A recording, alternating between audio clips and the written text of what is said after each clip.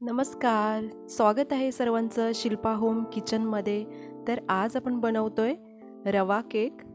अगदी बेकरीमध्ये मिळतो तसा एकदम सॉफ्ट आणि जाळीदार, बघू शकता तुम्ही. आणि हा केक मी बनवलाय गॅसवरती कढईमध्ये. चला तर मग केक बनवायला सुरुवात करूया. आता ज्या कढईमध्ये आपण केक बेक करणार आहोत ते पहिलं आधी प्रीहीट करण्यासाठी ठेवते मी. इथे मी एक पसरट कढई घेतलेली आहे आणि त्यामध्ये मी एक ठेवते स्टँड आणि ते झाकून ठेवून देते प्रीहीट होण्यासाठी. तर तुम्ही कढईऐवजी कुकरमध्ये सुद्धा बेक करू शकता केक. इथे मी एका बाउलमध्ये 1 कप बारीक रवा घेतलेला आहे. बारीक रवा नसेल तर जाड जो नॉर्मल असतो तो मिक्सरमध्ये फिरवून घ्यायचा.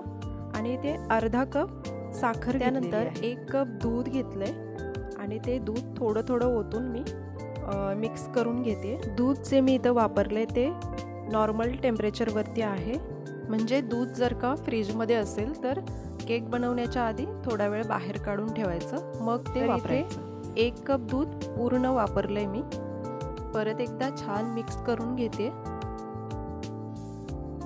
हे व्यवस्थित मिक्स करून झालेलं आहे. आता तर मी हे 5 ते 10 मिनिटासाठी झाकण देऊन ठेवते, म्हणजे जे रवा आहे तो छान फुलेल. तोपर्यंत आपण टीन रेडी करून घेऊया. इथे मी 7 इंचाचा टीन यूज करते. त्याला व्यवस्थित ऑइलनी ग्रीस करून घेते. या टीनऐवजी तुम्ही कोणताही स्टीलचा डब्बा किंवा कुकरचा डब्बा यूज करू शकता केकसाठी. आता मी ते केक टीनच्या तळाशी बटर पेपर लावून घेते आणि त्यावर सुद्धा तेल व्यवस्थित लावून घेते, जेणेकरून जेव्हा केक आपण डिमोल्ड करू तो व्यवस्थित निघेल. त्यानंतर केकचं बॅटर रेडी करून घेते. तर इथे रवा सुद्धा छान फुलून आलेला आहे.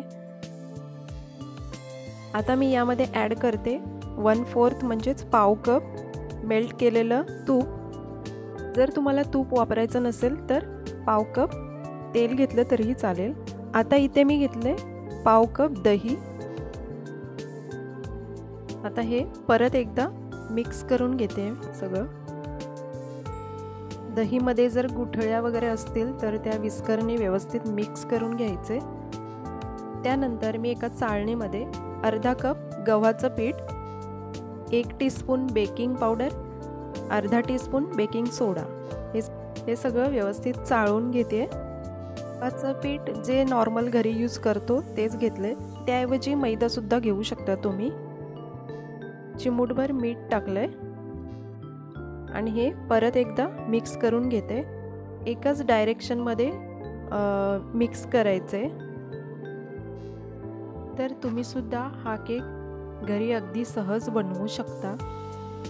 आणि या केकमध्ये बनवण्यासाठी लागणारे जे साहित्य आहे त्याचे प्रमाण अगदी योग्य आहे, त्यामुळे केक अगदी परफेक्ट बनतो. केक बनवण्यासाठी लागणाऱ्या साहित्याची लिस्ट मी डिस्क्रिप्शन बॉक्समध्ये देत आहे, तर तिथं जाऊन तुम्ही चेक करू शकता. तर हे झालेलं आहे व्यवस्थित मिक्स. आता यामध्ये मी टाकते 1 टीस्पून व्हॅनिला इसेन्स फ्लेवरसाठी. यामुळे केकला छान फ्लेवर येईल. आता हे मिश्रण मी केक टीनमध्ये ट्रान्सफर करून घेते.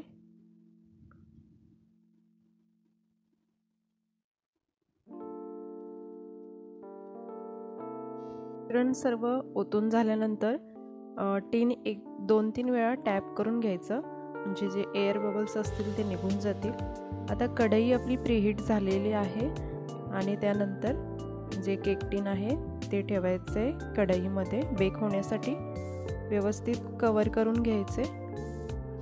हा केक मंद आचेवरती 35 ते 40 मिनटं बेक करून घ्यायचे.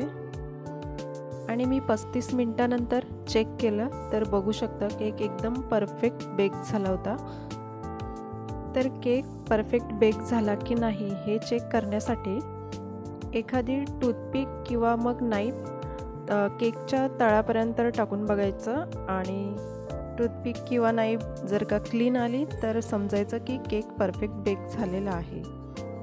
तर केक डिमोल्ड करण्याआधी केक पूर्ण थंड करून घ्यायचा, मग सुरीने साईडने कडा मोकळ्या करून घ्यायच्या आणि मग प्लेटमध्ये काढून घ्यायचा केक.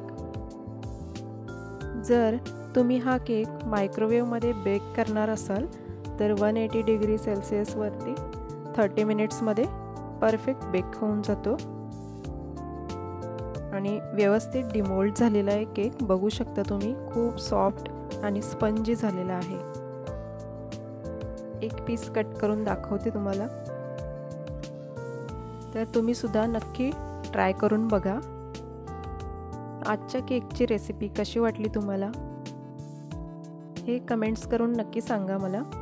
व्हिडिओ आवडले असल्यास व्हिडिओला लाईक करा आणि चॅनलला सबस्क्राईब करा. थँक्यू.